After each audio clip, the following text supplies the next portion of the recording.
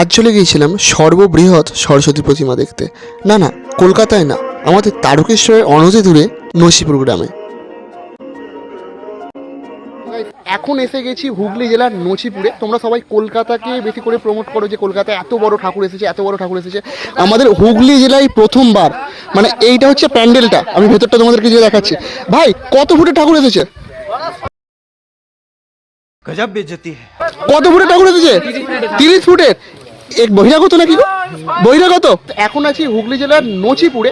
এখানকার যে 30 ফুটের আমাদের যে সরস্বতী ঠাকুর এসেছে সেই মণ্ডপে এসে গেছে। আর এখানে রয়েছে আমাদের সমস্ত ক্ষুদে সদস্যরা, যাদের কঠোর পরিশ্রমে আজকে সম্পূর্ণ কাজটা সুষ্ঠুভাবে শেষ হতে চলেছে, তাই তো? এখনো পুরোপুরি কাজ শেষ হয়নি।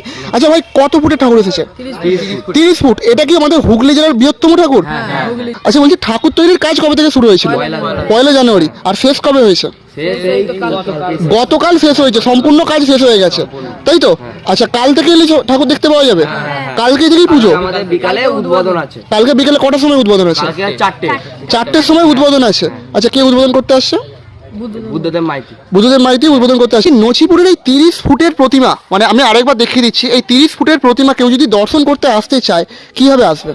এটা আমাদের তারকেশ্বর থেকে নেবেই, স্টেশন থেকে এসেই টোটো বা বাস অটো সব কিছুই আছে। আচ্ছা এসে সোজা এসে কুলতেগরি মোড় আছে, আচ্ছা। এসে ডান দিকে। আচ্ছা, এসে নছিপুর বললেই চলে আসবে। তার মানে বাসে করে এসে কুলটেগরির মোড়ে নেবে, টোটো করে আসা যেতে পারে। আর না হলে আরেকটা হচ্ছে একদম ডাইরেক্ট টোটো করে আসতে হতে পারে, তাই তো? আচ্ছা, কদিন ঠাকুর থাকবে?